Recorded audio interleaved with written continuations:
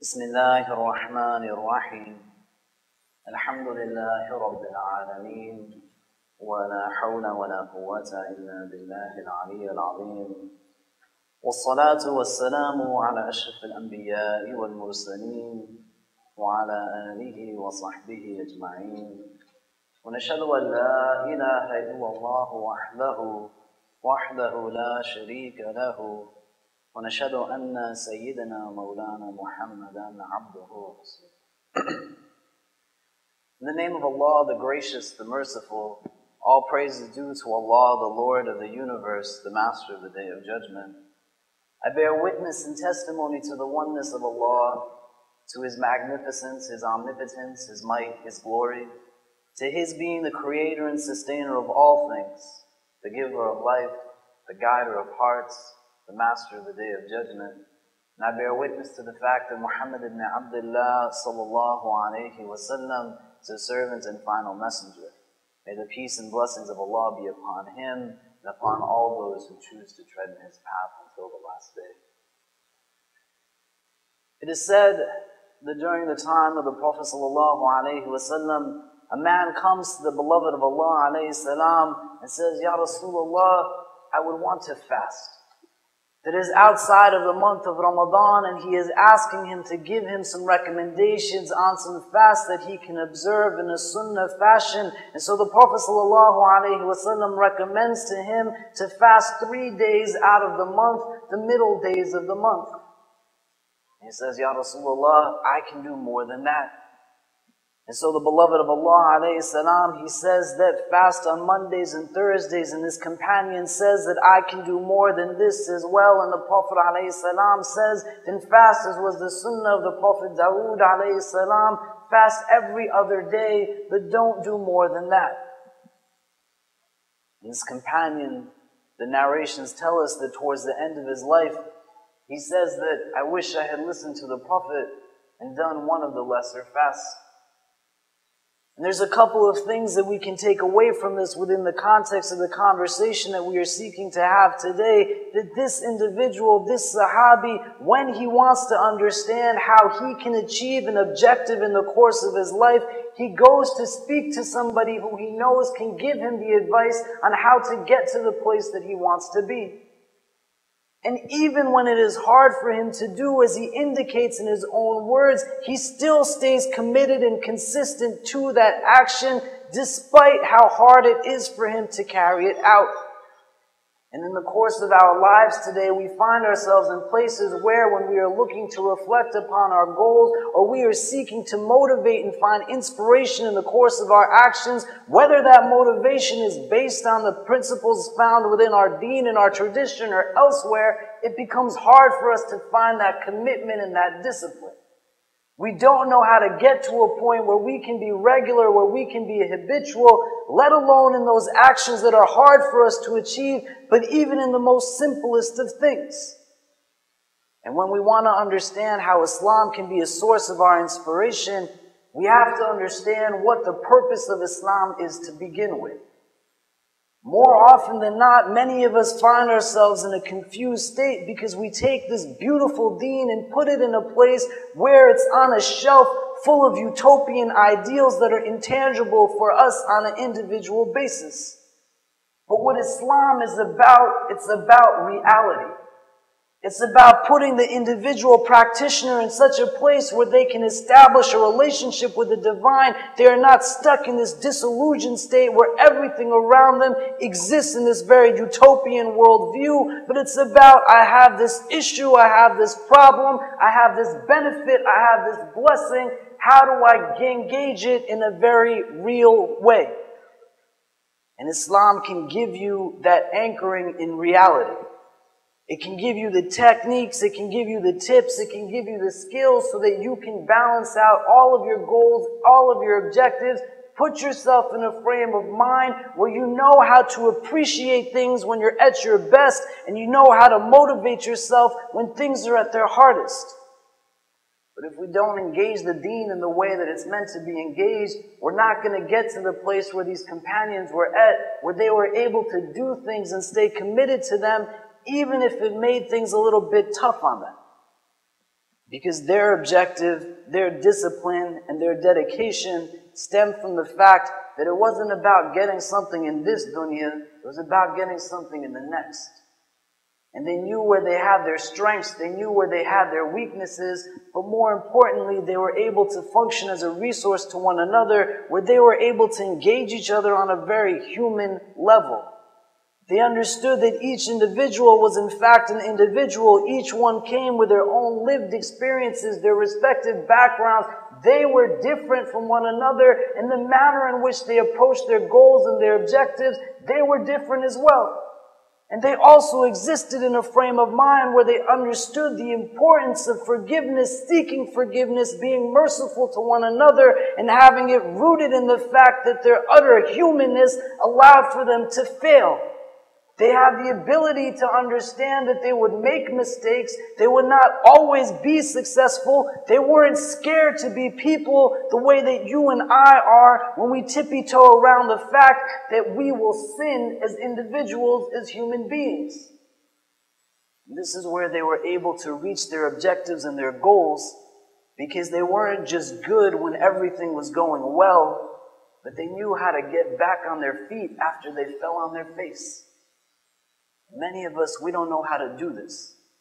We don't know how to do it for ourselves, and we surely don't let others do it for themselves as well. And it's a hard thing, because at certain times, we need people to be able to reinforce for us an idea that we can be human, and we will not always succeed in the way that we believe success to be. Our validation of our action can't come to a place that we believe the ends is going to justify everything that we had put into it. Because we ultimately can't decide and define why we are given or why we are prevented from having something. Allah Azza wa Jal Himself knows what is reward, what is punishment, what is purification. It doesn't exist in a realm where we make those determinations. This is why we say He knows best. And in being able to understand how to attain our objectives, we have to be real with ourselves. We have to be able to understand, because if we don't exist in that frame, we won't let others be real.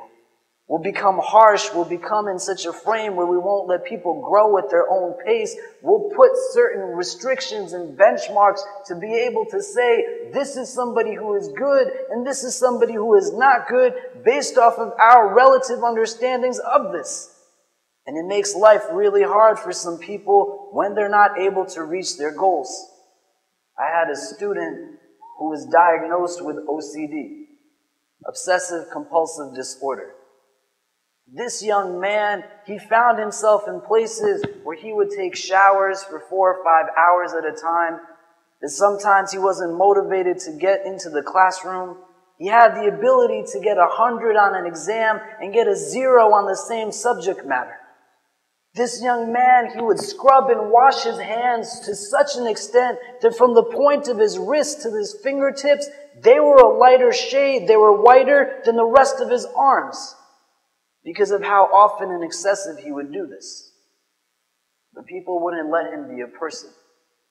They wouldn't help him, they wouldn't say that this is where you're coming from. They would assess based off of where they in fact were coming from, their experiences, what they went through, not what he went through. And so it kept piling up on him day in and day out. I don't know what to do. I don't know where my resources are. I don't know how to get to a place where I want to be. And it became more and more difficult. He began to spiral downwards in his academic. He got put on probation. We sat down and had a conversation with his father for about 7 hours straight, who wouldn't acknowledge that the fact that his child had this ailment wasn't something that made him less of a person. But hearing it again from somebody who was authoritative in his life, he just started to feel more and more down. And then we got to a point where the university said, you can't stay in this school anymore. He didn't know what to do, because his friends were there, his life was there, everything he wanted to be a part of was there. When we sat down, he said, Khalid, how does one know, how is one able to tell themselves that they can't succeed at something? How are they actually able to make the determination that they don't have what it takes to get something that they desire so much. I would say that this young man, his transition to that point would have been easier if the rest of us helped him along the way. That his sense of self-worth, his sense of self-esteem, his sense of self-confidence, it had been affected by the individuals that he had met in the course of this trial that he was going through, both Muslim and non-Muslim alike. And our teachers, they'll give you some indication on how an individual level you can increase your own faith and use your Islam as a source of inspiration for yourself. But for a moment, I want you to reflect on how your Islam serves as an inspiration for somebody else. The manner in which you have an impact and an effect on the development and the establishment of somebody else's faith, somebody else's iman. Especially in a university setting, you find such a discourse and such a rhetoric that is so harsh. It is something that lacks such compassion that we can't even understand whose legacy are we actually following. The beloved of Allah alayhi salam is sent as rahmatan lil alameen, but you and I, at the slightest of things that seem to be contrary to the way we believe people should be, just unleash. Why are you listening to what you're listening to? Why are you sitting down with that girl who's not anyone that you should be talking to? I saw you doing X, Y, and Z thing. Where's your hijab? Maybe it's where you left your sense of other. Why don't you go look over there?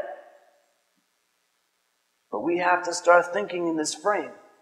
Because if we don't serve as a resource to one another and exert a worldview that is fueled by mercy and compassion, we will continue to be the harsh and somber people that don't help people reach their life's objectives and their goals. When the beloved of Allah alayhi salam finds himself in a place where he is stricken by doubt after he receives the initial revelation, what happens? Have any of you ever climbed to where the cave of Hira is? At the top of the mountain? It's a hard climb. The Prophet ﷺ would go to seek solitude in this place. He would go to seek refuge so he could contemplate. And on one day, his solitude is disrupted by a creature that is so massive. Everywhere he looks in the horizons, all he sees is the angel Jibreel alayhi salam, and he doesn't know who he is. And when the angel engages him, he says, Iqra, read. The Prophet ﷺ cannot read. Imagine you are in this circumstance where you are surrounded, you're just met by surprise by something that comes out of nowhere, and now the thing tells you to do something that you can't do. Ma ana biqari, I am not able to read, I am not a reciter. It takes place thrice, he is left by himself. He has to climb down that mountain, go all the way back home, and the doubts start popping into his head. Have I been possessed by demons? Have I been possessed by jinns? Arguably the most important day in the beloved of Allah alayhi salam's life, he is plagued and stricken by doubt. When he needs somebody to tell him that he's good, Allah Azza wa Jal puts into his hand the gentle hand of his wife, Khadija radiallahu ta'ala anha. You are a good man. You honor the rights of guests. You treat orphans with dignity. The divine would not treat you, not test you in this way. No room for hesitation or doubt. No room for anything that would make him question himself. She plays a role in reinforcing his sense of self-worth, his sense of self-dignity and confidence. And he makes moves for the next 23 years of his life without stopping once. The Prophet ﷺ, he goes on the journey of Isra and Miraj. He goes on a majestic journey that is most vividly described to us in our tradition. He goes from his home to the city of Jerusalem. He ascends into the heavens. He gives us such a great description of everything that takes place. Then he comes back into this world. And he has to tell the Meccans what happened. Many of them start to mock and ridicule him. The Prophet is just trying to fulfill his objective. He's trying to meet his goal. He's doing what he's supposed to do. Do you know what your Prophet wants us to believe? Do you know what he wants us to understand that he has accomplished today? Some of the Muslims, they don't get why he's saying this. They don't understand. And then they come to Abu Bakr radiallahu ta'ala. Do you know what your friend wants us to believe? He wants us to believe that he has gone all the way to the city of Jerusalem, ascended into the very heavens, and came back here all in one night. Abu Bakr does not hesitate. He does not leave room for doubt. He does not say, oh man, I have to go and take care of what my friend has done. He doesn't exasperate himself. He doesn't breathe heavy. Without hesitation, if my friend has said it, then it must be true. And he goes and he sits where the beloved of Allah alayhi salam is narrating what is taking place. And consistently after every detail, Abu Bakr radiallahu ta'ala an, he says he has spoken the truth, he has spoken the truth, he has spoken the truth. What do we think this does for the Prophet alayhi salam in terms of his confidence? In terms of his willingness to engage?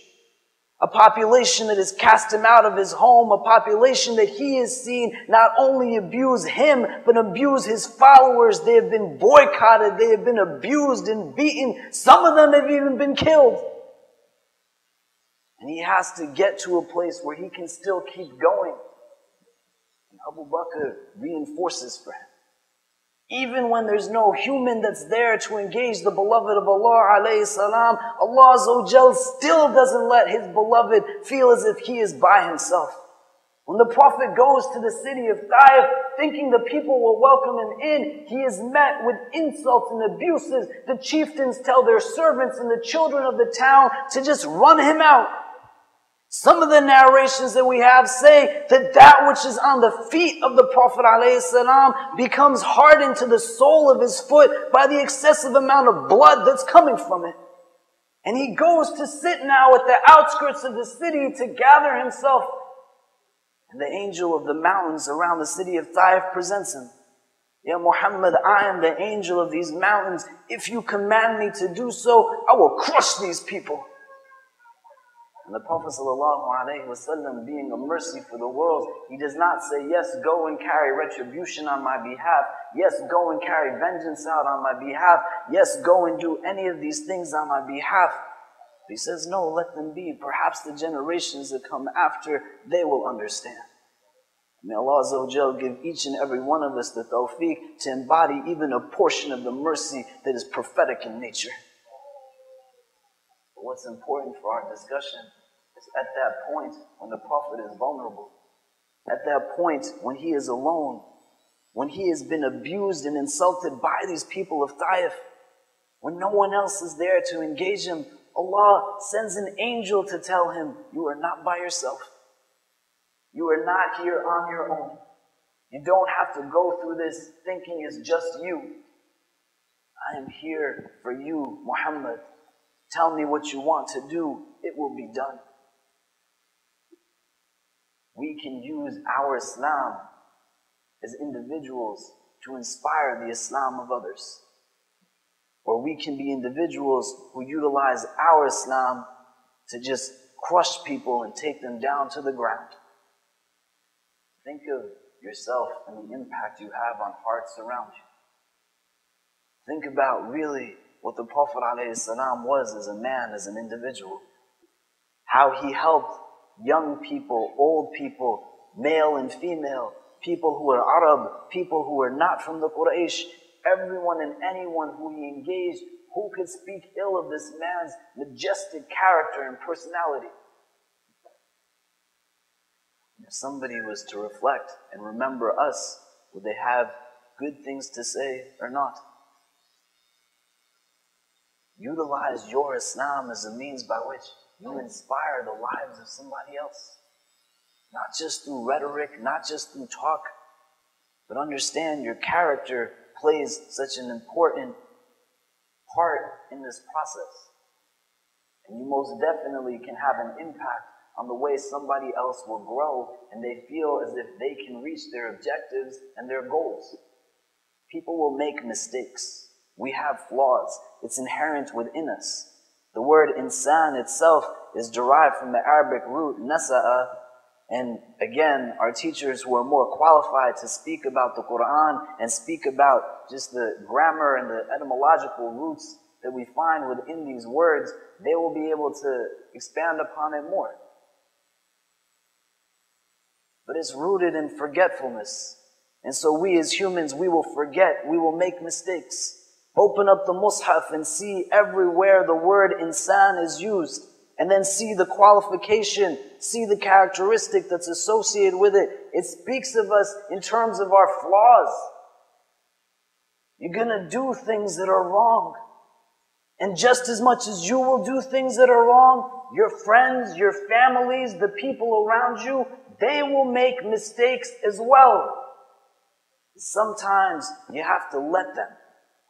And you have to still be there with them and not treat them in a harsh, obnoxious, condescending way. Because that's not the way the Prophet ﷺ was. He was gentle, he was compassionate, he was merciful, and he was the best of creation. Nobody walked away from him saying that Muhammad treated me bad, ﷺ. No one walked away from him saying that, look at the manner in which he treated me. The one instance where potentially he does something to someone in this vein, immediately Allah Azza wa Jal says, don't do that. So you don't do it either. Inshallah, I won't either. Because that's where things are rooted in. Ihsan, perfection, whatever way we want to translate it, it's about honoring the rights of creation and the rights that individuals and the rest of Allah Azza wa Jal's creation have over you.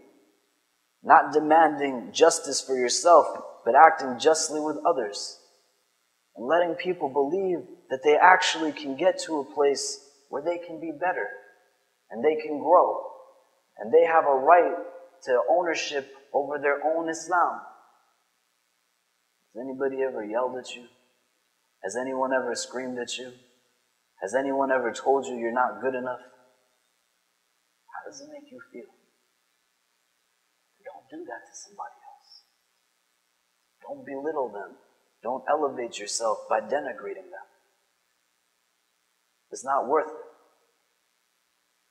And if you are the person who seeks to empower someone else, you don't know to what extent they can go out and change this world. Omar ibn al-Khattab radiallahu ta'ala anh, he was a man, he was an individual. Nobody believed he would do anything good for the sake of the Muslim community. This was a man who, in his own narrations, he speaks about how he would drink alcohol prior to becoming a Muslim.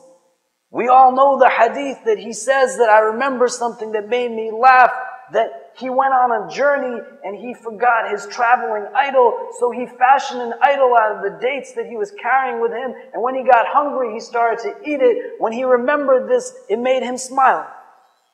And he says, an instance that made me cry, I remember putting my own daughter in the ground and feeling her hand go limp in my hand.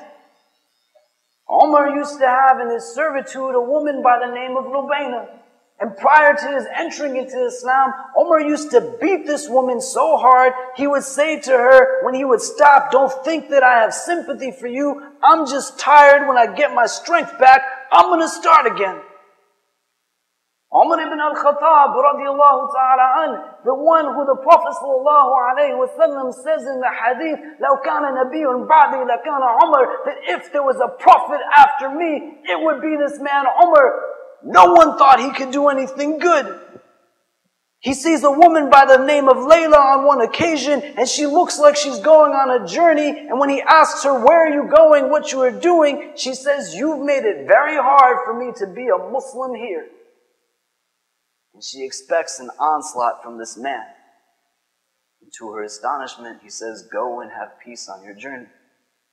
She goes and she speaks to her husband, a man by the name of Omar. And when she's telling him everything, he says, what are you saying? You sound as if you believe Omar, the son of al-Khattab, will actually become a Muslim.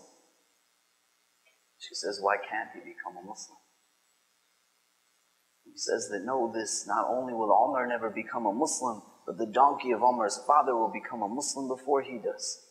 That they didn't think he could be anything. But the Prophet ﷺ, alone, he would make dua, Allahumma izz al-Islam bi'habba rajulani ilayk, Amr ibn Hisham wa Umar ibn al-Khattab. That, oh Allah, bring some izzah, bring some strength to Islam. And izzah, it's a different kind of strength. It's a strength that's rooted in dignity and respect. Bring that kind of izzah to Islam by the one of the two men who is more beloved to you, Amr ibn Hisham, the one we know as Abu Jahl, or Umar ibn al-Khattab, this man that nobody thought could do anything good. We know how the dua is accepted. We know how it's accepted. We know how the situation changes by this man embracing Islam. What if he believed he couldn't ever be anything good because of the way people spoke to him? Where would you and I be? I went to the Maldives, and I was engaging some of their local population. And the Maldives, a lot of people, they associate it with a honeymoon spot. I didn't get married and go there for my honeymoon. I'm not married. And when you go to the main islands, the Maldives constitutionally reads that it's 100% Muslim country. They follow the Shafi'i madhab. We helped in terms of the development of their constitution. They're transitioning into a democracy right now. And there's a lot of instability in the country. About 60% of the country is addicted to heroin. It's one of the highest divorce rates, if not the highest divorce rate in the world right now. There's a ton of rape. There's a ton of molestation. There's a lot of problems there. So I went into a drug rehab center. And then I went into a maximum security prison, where all the inmates are Muslim, because it's a 100% Muslim country. When I'm talking to them and I'm speaking to them, I tell them the story of Omar. And when it's done, they say that nobody has ever told us before that we could have a second chance. Nobody from the Ministry of Islamic Affairs, from the scholars and shuyukh who have come from any place else, where they've come to talk to us about our problems, our issues, they've never told us that we have a right to go back and be better. So we always believed that we were just condemned. That's what we do to people. We do it and we don't even realize it. We become very, very arrogant in our interactions. And this is the biggest problem of all, because arrogance is the sin that cast Iblis out of Jannah.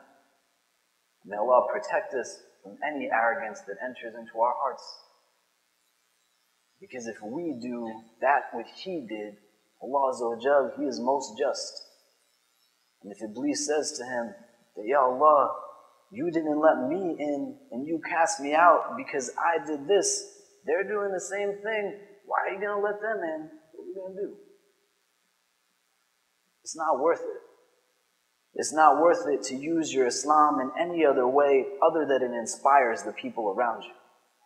It's not worth it to utilize it in a means by which you crush people's hopes and their sense of aspiration. It's not worth it.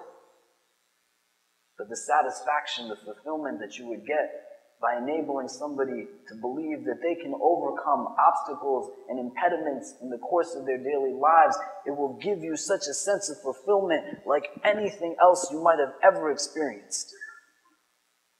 But you won't get it unless you're willing to do that. And the beautiful part of it is that each and every one of us can actually do it. I don't have to memorize the entire Quran. I don't have to know hundreds and thousands of hadith. I don't have to be the one who's leading the prayer or standing on the mimbar. I don't have to be male or female. I don't have to be young or old, just to be nice to somebody. And to let them believe that, inshallah, as much as I would want to have a right to Jannah, they too have a right to it as well. And that I can inspire them and I can get them to a place where they can reach their objectives and their goals. And more importantly, when they fail and they fall, They don't have to worry about knowing how to get back up on their feet, because I'll be there with my hand to give them support and get them back to that place that they're desiring to be. Each and every one of you can do this. You just have to decide whether you want to or not. The Prophet ﷺ was the most unique individual, because he definitely cared about the people who were around him. We have to revisit these aspects of our tradition, because right now, people don't have the best ideas of Muslims. Think about what you do to change that perception. You enable, you engage, and you empower, utilizing your Islam as an inspiration for somebody else. And in doing so, I will guarantee you, you will indirectly inspire yourself to fulfill and meet your goals and your objectives in the best of ways for the sake of Allah Azza wa Jal.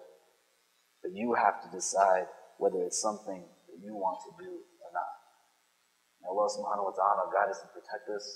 May He bless us with knowledge that benefits us. May He bless us with a tawfiq to understand and implement that knowledge into our daily lives. And may He guide and bless us all. Wallahu ta'ala alam wa billahi tawfiq. Assalamu alaikum wa rahmatullahi ta'ala wa barakatuh.